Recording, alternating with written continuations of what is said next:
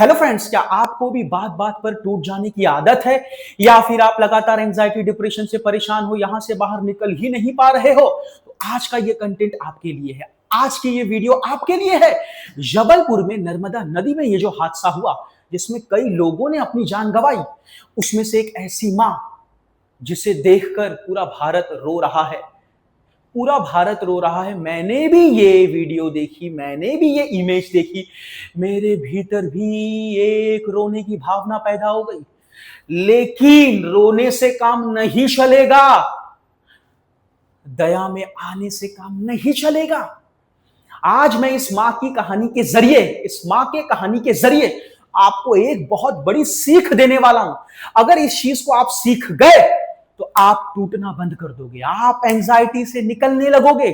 ध्यान से सुनना। मां ने आखिरी सांस तक अपने बेटे को नहीं छोड़ा, खुद को और बेटे को बचाने की पूरी कोशिश की। लाइफ जैकेट में खुद को और बेटे को दोनों को बांध के ही रखा, लेकिन उसे छोड़ा नहीं। मौत ने दोनों को छीन लिया, लेकिन मौत ने उस मां के भीतर की प्रेम की भावना को नहीं तोड़ पाया, प्रेम की भावना को नहीं डगमगा पाया, प्रेम की भावना को जरा सा भी नहीं तोड़ पाया।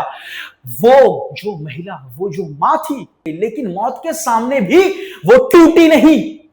मौत के सामने भी उसके भीतर की प्रेम की भावना जरा सा भी हिली नहीं, जरा सा भी डगमगाई नहीं। वो डटी रही कि मैं टूटूंगी नहीं, लेकिन अपने बेटे को छोड़ूंगी नहीं। ध्यान से सुनना। ऐसा कैसे हुआ? इस चीज से हम कैसे सीख सकते हैं, क्या सीख सकते हैं? ध्यान से सुनो। उस मां का अपने बेटे के प्रति प्रेम की भावना इतनी गहरी है, इतनी गहरी थी, इतनी गहरी थी कि उसने अपने बेटे को छोड़ा ही नहीं। ध्यान से सुनना। सिर्फ आप इस बेटे को, इस बच्चे को मत देखिए, इस बच्चे के पीछे उस मां का जो प्रेम था, प्रेम की भावना, एक गहरी प्रेम की भावना अपने बेटे के प्रति, जो जब वो बच्चा पेट में था 9 महीना, तभी से शुरू हो जाती है।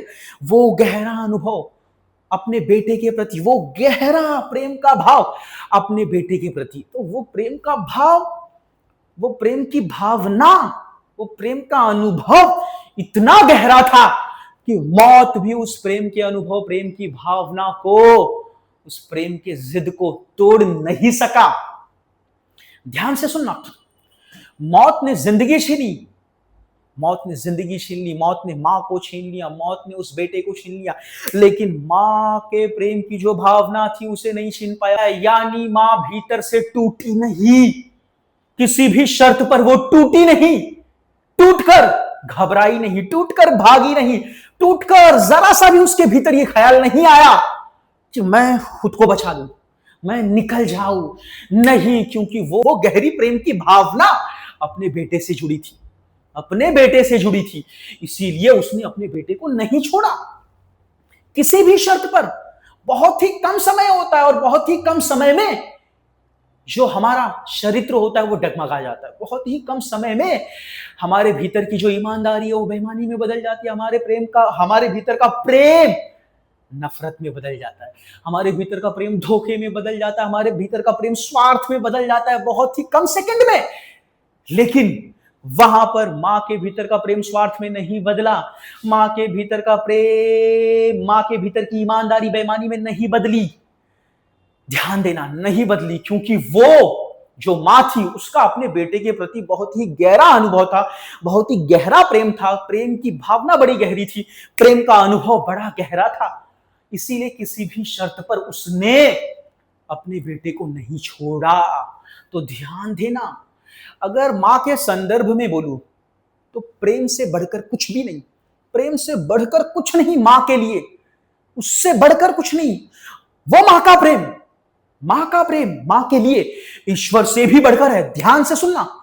हम हर जगह ईश्वर को बड़ा मानते हैं, लेकिन ध्यान से सुनिए, बड़ी चीज क्या है मैं आपको बताऊंगा। मां के लिए मां का प्रेम, उसके भीतर की प्रेम की भावना, वो स्वयं ईश्वर से बढ़कर है, स्वयं ईश्वर जैसा है। याद रखिएगा। अब यहां से, इस मां से हम क्या सीख सकते हैं? असल में क्या होता है, कुछ लोग ऐसे होते हैं जो नॉर्मल बंदे, उन्हें भी छोटी छोटी बातों को लेकर टूट जाने की आदत होती है। समझ रहे, घर में किसी ने कुछ कह दिया, टूट जाने की आदत होती है। बाहर किसी ने मजाक उड़ा दिया, टूट जाने की आदत होती है। भविष्य के छोटे मोटे डर को लेकर टूट जाने की आदत होती है। ध्यान से सुनना, ये मन का एक स्वभाव है, एक मन की लत है, एक आदत है टूट जाने की। कुछ भी हो जाए, एक चीज दिमाग में फिट करो कि मुझे किसी भी शर्त पर टूटना नहीं है, किसी भी शर्त पर नहीं टूटना है। अपने भीतर की शांति से जुड़ने की कोशिश करिए। हमारे भीतर, मन के पीछे, आत्मा के भीतर एक ईश्वर है, एक देवता है। ये वहां तक जाने की कोशिश करिए, वहां तक जुड़ने की कोशिश करिए। असल में वो कहता है कि टूटो मत। असल में वो कहता है कि टूटना ही सबसे बड़ा पाप है। किसी ने आपकी बेइज्जती कर दी, वो चीज आपको पीड़ा नहीं देती। किसी ने आपको धोखा दे दिया, वो चीज आपको पीड़ा नहीं देती। किसी ने आपको चिढ़ा दिया, वो चीज आपको पीड़ा नहीं देती। असल पीड़ा देती है जब हम भीतर से टूटते हैं। असल पीड़ा भीतर की टूटन ही देती है। इसीलिए एक चीज दिमाग में फिट कर लो कि भीतर से टूटना नहीं है। ध्यान से सुनो, भीतर से नहीं टूटना है।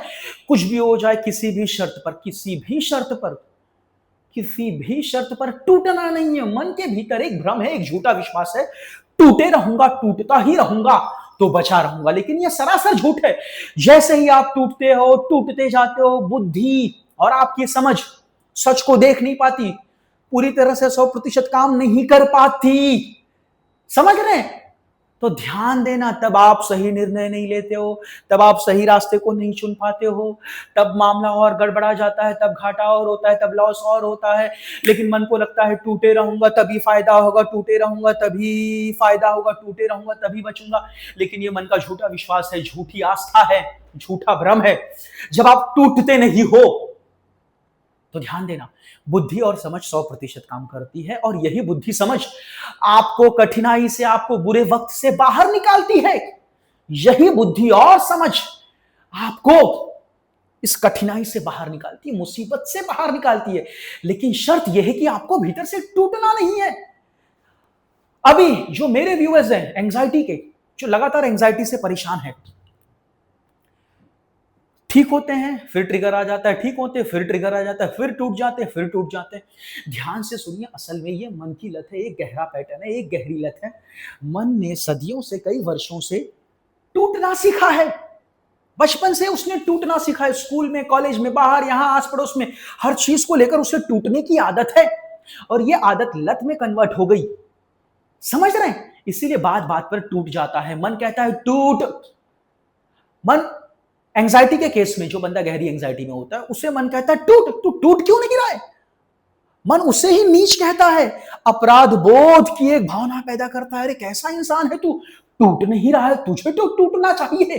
अरे तो ध्यान से सुनना, ये मन को सुनिए, मन कैसे फंसा रहा है। मुझे टूटना नहीं है, मुझे एक गहरी समझ देनी है कि मुझे टूटना नहीं है। आप जब टूटते जाओगे, टूटते जाओगे, टूटते जाओगे, मन से टूटते जाओगे, भीतर ही भीतर ही भीतर ही भीतर टूटते जाओगे, तो भीतर एक सोर्स है, भीतर एक माध्यम है, भीतर एक शक्ति है, उसे कहते हैं ईश्वर, उसे कहते हैं देवता। ये मैंने खुद महसूस किया है। डिप्रेशन में, एंजाइटी में, गहरे डर में, भीतर एक देवता है, वो कहता है उठ, वो कहता है उठ, वो कहता है भैया भीतर से टूटना पाप है, भीतर से टूटना ही पाप है। असल पाप टूटना है। इसीलिए असल दर्द टूटने में है। किसी के गाली दे देने में, किसी ने गाली दे दी, किसी ने बेइज्जती कर दी, किसी ने मार दिया, एक्सीडेंट हो गया, इन सब चीजों में असल दर्द नहीं है। असल दर्द है भीतर से टूट जाने में। जब आप भीतर से टूटते हो तभी ये असली पीड़ा देती है, तभी ये बहुत ज्यादा महापीड़ा देकर के चली जाती है। असल पीड़ा मौत में भी नहीं है, मौत के डर से टूट जाने में है। तो मैं ये नहीं कह रहा हूं कि हम जबरदस्ती खुद को बचाने की कोशिश नहीं करेंगे, हम जबरदस्ती मौत के कुएं में कूद जाएंगे, कभी नहीं। जब हम टूटेंगे नहीं तो हमारी बुद्धि और समझ अपने आप हमें बचाने की कोशिश करेगी, अपने आप बचाने की कोशिश करेगी। हम जबरदस्ती क्यों भाई गलत रास्ते पे जाएंगे, जबरदस्ती क्यों खुद को मारने की कोशिश करेंगे, कभी नहीं। लेकिन जब हम टूटेंगे नहीं तो बुद्धि और समझ 100% काम करेगी और हमें कठिनाइयों से बचाने का पूरा प्रयास करेगी। बस यही हमारे हाथ में है। लेकिन याद रखना कि भीतर से हमें टूटना नहीं है, असल पीड़ा टूटने में है, असल पीड़ा टूटने में है। ध्यान देना, विश्वास इसका अपना महत्व है, लेकिन विश्वास से बढ़कर भी भीतर की समझ है, विश्वास से बढ़कर भीतर की समझ, विश्वास से बढ़कर भीतर की शक्ति, विश्वास से बढ़कर नहीं टूटने की जिद। ये है नहीं टूटने की जिद, नहीं टूटने की भावना, नहीं टूटूंगा। यही असल में सबसे बड़ी संपत्ति है, यही असल में सबसे बड़ी चीज है। मुझे टूटना नहीं है। जैसे उस माँ ने भीतर के प्रेम की भावना को छोड़ा नहीं, मैं अपने बेटे को नहीं छोड़ूंगा, किसी भी शर्त पर नहीं छोड़ूंगी। तो वैसे ही यहां पर सीखिए, कितनी स्थिति परिस्थिति बुरी होती गई, बुरी होती गई, मौत सामने आती गई, फिर भी उसने अपने बेटे को नहीं छोड़ा। क्यों? क्योंकि भीतर एक प्रेम की भावना, प्रेम का अनुभव बहुत ही गहरा था, बहुत ही गहरा प्रेम की भावना, प्रेम का अनुभव था। उसी ने उसे, उसी प्रेम की भावना, उसी प्रेम के अनुभव ने उसे सिखाया कि छोड़ना नहीं है, बेटे को छोड़ना नहीं है। वैसे ही अगर आप गहराई में जाओगे, अगर आप भीतर की गहराई में जाओगे, लगातार पीड़ाओं से गुजरते हुए गुजरते हुए गुजरते हुए गुजरते हुए टूटते हुए टूटते हुए टूटते हुए टूटते हुए जब भीतर जाओगे, तो वहां से एक गहरा अनुभव मिलेगा, एक गहरी भावना पैदा होगी कि मुझे टूटना नहीं है। वहां से आपको पता चलेगा कि असल पीड़ा टूटने में है, असल पीड़ा, असल दर्द टूटने में है। फिर आप टूटोगे नहीं। याद रखना, किसी भी ईश्वर से बड़ी, किसी भी विश्वास से बड़ा अगर कोई है तो भीतर की समझ, भीतर की शक्ति, नहीं टूटने की जिद, नहीं टूटने की भावना, यही असल में ईश्वर है, यही असल में ईश्वर है। कई लोग अपनी बातें बनाते हैं, अरे ईश्वर ने बेटे तक को नहीं बचाया, बेटे को तो बचा लिया होता। लोगों को गुस्सा आता है, मुझे भी गुस्सा आया जब मैंने ये देखा, तो मुझे ईश्वर के प्रति एक गुस्सा पैदा हुआ, एक गुस्से की भावना आई। लेकिन मैंने अपने डिप्रेशन के दिनों को याद किया, असल में गुस्सा किसके ऊपर कर रहा है, किसके ऊपर कर रहा है गुस्सा? तेरे भीतर एक देवता की भावना है, तू किस पर गुस्सा कर रहा है भैया? और देवता की परिभाषा है, देवता का स्वभाव है कि टूटना नहीं है। चाहे भूकंप आ जाए, सुनामी आ जाए, ज्वालामुखी फट जाए, चाहे न्यूक्लियर बम छूट जाए, देवता की परिभाषा यही है कि उसे टूटना नहीं है।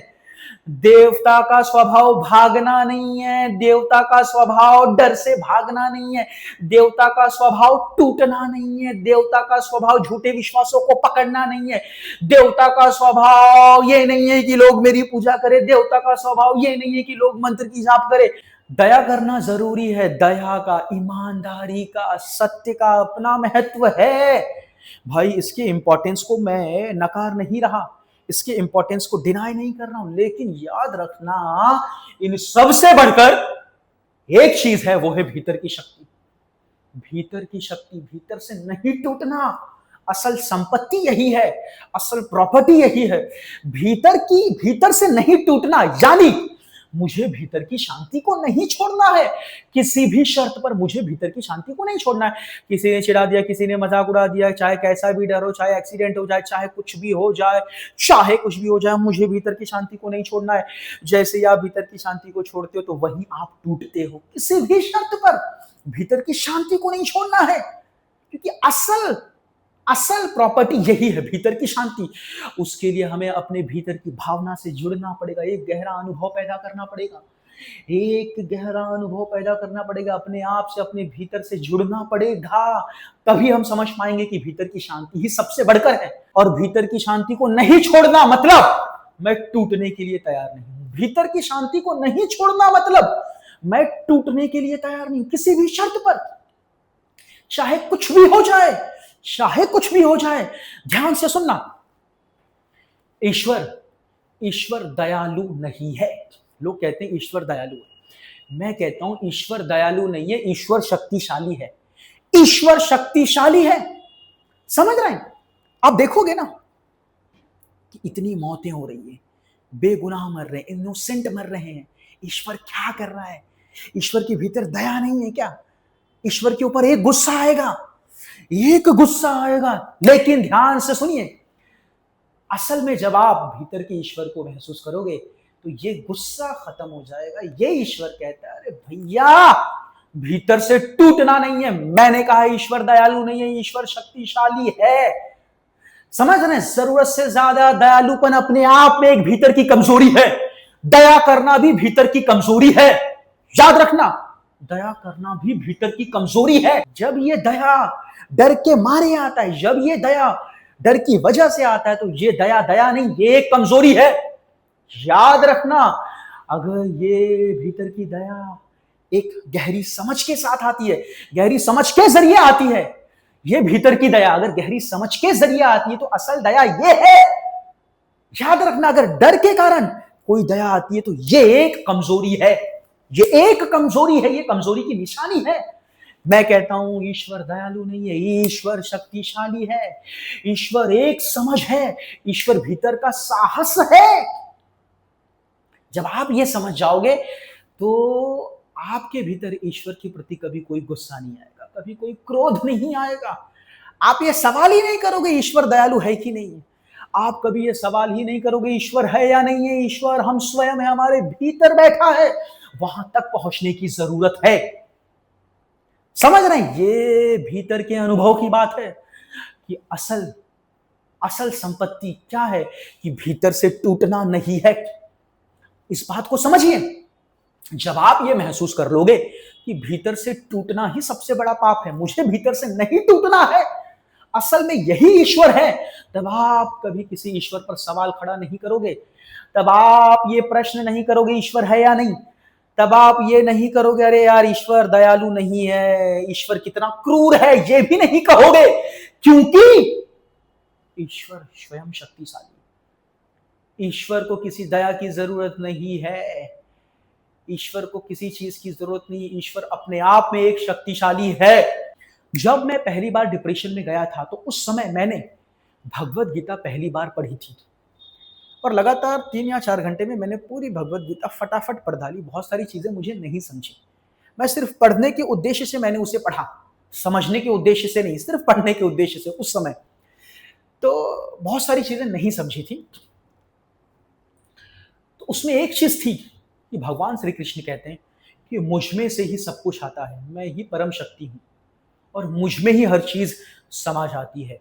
उनका विराट स्वरूप, वो विराट स्वरूप, जिस विराट स्वरूप की हम बात करते हैं, उसका अनुभव आप भी कर सकते हो, आप भी कर सकते हो।